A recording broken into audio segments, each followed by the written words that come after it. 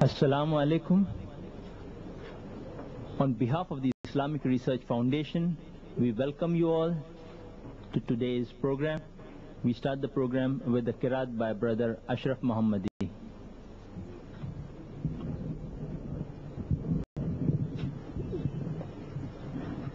Assalamu alaikum wa rahmatullahi wa barakatuh. أعوذ بالله من الشيطان الرجيم.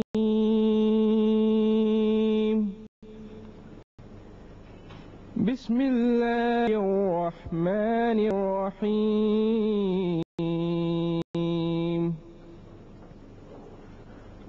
الذين يأكلون الربا لا يقومون إلا كما يقوم الذي يتخبطه الشيطان من المس. ذلك بأنهم قالوا إنما البيع مثل الربا وأحل الله البيع وحرم الربا. فمن جاءه موعظة من ربه فانتهى فله ما سلف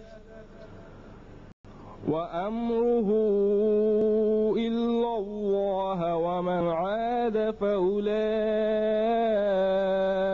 أصحاب النار هم فيها خالدون. يمحق الله الربا ويربي الصدقات والله لا يحب كل كفار أثيم. إن الذين آمنوا وعملوا الصالحات وأقاموا الصلاة وآتوا الزكاة لهم أجرهم عند ربهم ولا خوف عليهم ولا هم يحزنون.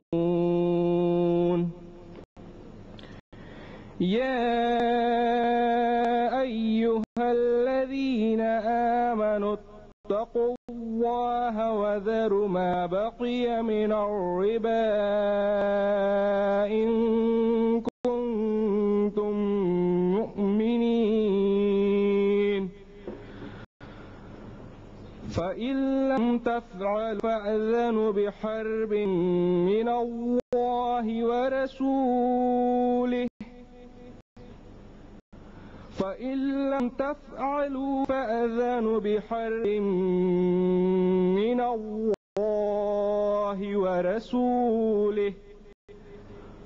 وإن تبتم فلكم رؤوس أموالكم لا تظلمون ولا تظلمون. وإن كان ذو عسرة فنظرة إلى ميسرة وأن تصدقوا خير لكم إن كنتم تعلمون. صدق الله العظيم. I seek refuge with Allah from Satan the accursed. In the name of Allah, most gracious, most merciful. Those who devour usury will not stand except as stands one whom the evil has driven to madness by his touch. That is because they say, trade is like usury. But Allah has permitted trade and forbidden usury. Those who, after receiving direction from their Lord, desist shall be pardoned for the past.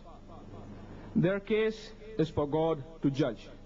But those who repeat the offense are companions of the fire.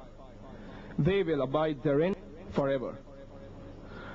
God will deprive usury of all blessing, but will give increase for deeds of charity.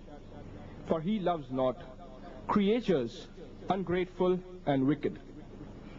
Those who believe and do deeds of righteousness and establish regular prayers and regular charity will have their reward with their Lord. On them shall be no fear, and nor shall they grieve. O you who believe, fear Lord, and give up what remains of your demand for usury, if ye are indeed believers. If ye do it not, take notice of war from Allah and His Messenger. But if you turn back, you shall have your capital sums. Deal not unjustly, and ye shall not be dealt with unjustly.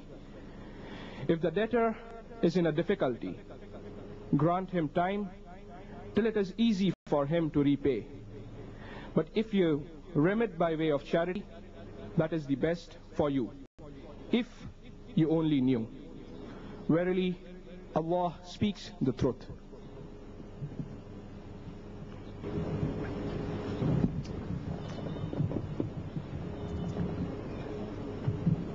Assalamu alaikum. Those who have come in a bit later, I welcome you all to today's program once again.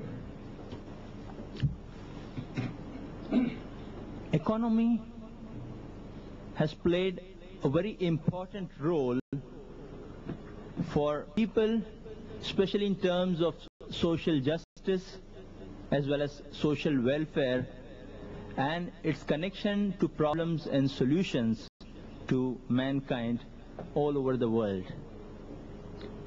In this context, we at the Islamic Research Foundation, dealing on various topics where there has been a great rethinking going on internationally, like women's rights, human rights, and various kinds of social justices and systems.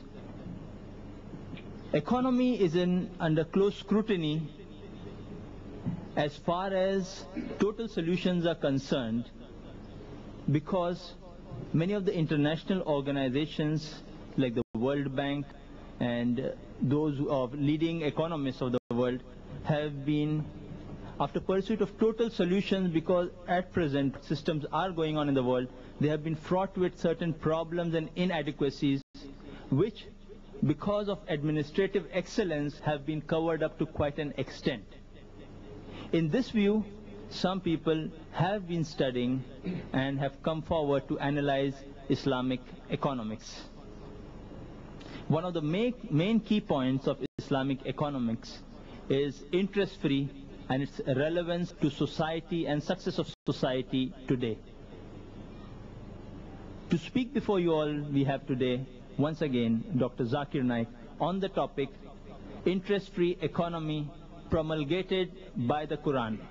He'll basically be talking on the principles, and we will have a question-answer session after that, where we review the implementation. There are two factors which come into play when we study any system. One is the basic principle or the program, and the second is how you're going to implement it.